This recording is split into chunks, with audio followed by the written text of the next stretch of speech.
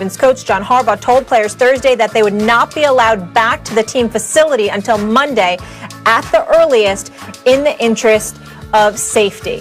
Stephen A., Ravens Steelers, in your opinion, should it be postponed yet again? Absolutely. I think it should. I originally did not feel that way because we heard about, a couple of positive tests. But when you take into account there were tests Sunday, and then there were positive tests Wednesday, and then yesterday, Lamar Jackson tests positive. You talk about Mark Ingram, you talk about Calais Campbell, you talk about J.K. Dobbins and various others. The bottom line is that I look at it from the standpoint when you're talking about 12 different players that have tested positive, when you're talking about a coach that has received disciplinary action against him because of his handling of the coronavirus situation in terms of operating under protocol and things of that nature. I don't think that this is something that one could safely say is contained, and as a result, I think that they should be very, very reluctant to play this game. It would be one thing if it was 3, 4, 5 players. I don't care how many players it is. But if you test positive and it's definitive and it's something that was revealed that day and that's it, that's one thing. But when you have 3 separate days moving forward throughout the week where guys ultimately are revealed to have tested positive, then to me, that's not a chance worth taking. And as a result, I definitely think the game should be postponed, meaning canceled for this Sunday. That depends for me. If they continue to test and everything's negative and they feel it is, and the medical experts like doctors feel this is contained, then I don't care how many guys they're missing. Them's the breaks. Like that's how we have to view this season of COVID, right? To try to somehow get through the season.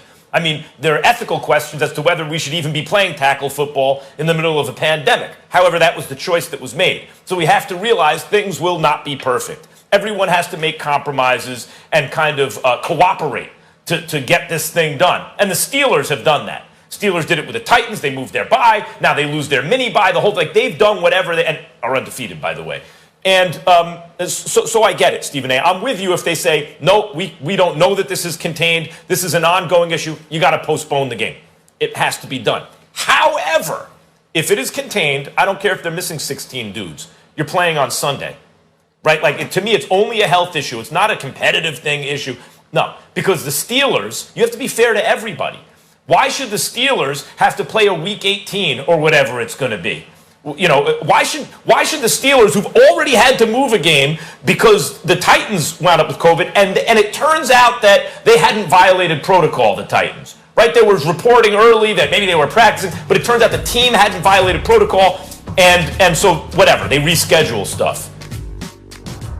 If it turns out, however, because this is a developing story, and the last I saw, and that was on Get Up this morning, Stephen A., the last I saw was that there's a strength and conditioning coach who had symptoms that he didn't report.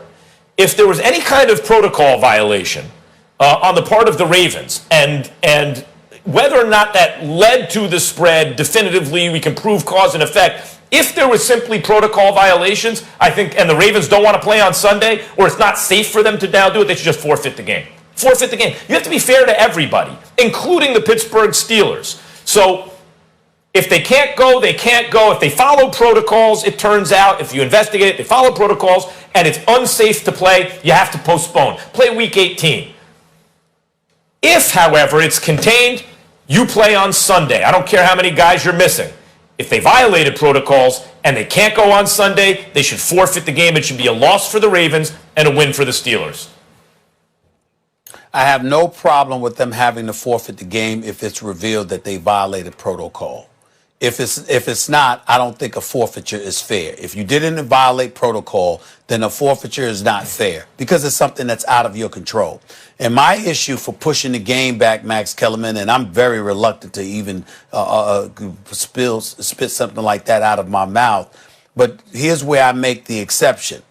I don't see how any medical professional can say we've contained anything if you have tests on Sunday, then on Wednesday, then on Thursday. If you have positive tests on 3 separate days, one would surmise that if you're talking about containment, then as of Sunday or Monday, you should be able to say, these are the test results, and we've given out these tests, these are the results, and this is what it is. If you're finding more and more positive tests come along as the week progresses, then that's not containment. And then now you're in danger of ultimately infecting the Pittsburgh Steelers. And that's why I say, this week, this Sunday, I would cancel this week's game because 3 separate days, more positive tests have come. I don't know how containment could take place when that's happening before Sunday. I'm talking theoretically. You're talking practically. Practically, I think you're probably right. I think your logic is sound, and you're probably right. You should probably just immediately postpone the game, and then after the fact, figure out whether that postponement means they will play a Week 18 or whether the Ravens should then forfeit the game. But my real point is forfeiture should be on the table. I know some money is lost for the teams, for the league. I understand that. I understand that in the spirit of cooperation, sometimes you say, guys, come on, I know it's not perfectly fair to the Pittsburgh Steelers. They kind of got screwed twice this season by it, but so they're the team that had to compromise more than others. Let's play football. Let's get as close as possible to a normal season. Things won't be perfect. I understand that line of thinking, but I think that is superseded. I think that loses the argument to a team if it's found they violated protocols. In the middle of a pandemic, a point you've brought up repeatedly, Stephen A., the players opted out of a season where there would be kind of bubbles, right? That means they accept personal responsibility. That means teams do. That means their training staff. That means everyone. So at a certain point, you need incentives for good behavior, and you need things that dissuade and punish bad behavior. And if we're not getting the Steelers are bumped off of prime time, they lose their mini by like all those things. No, not if you're not playing. If you're not following protocol, you should lose. The Steelers should win. Well, definitely, if you're not following protocol, we don't disagree there. But I'm gonna propose something to you, and I'll leave it up to you to answer real quickly.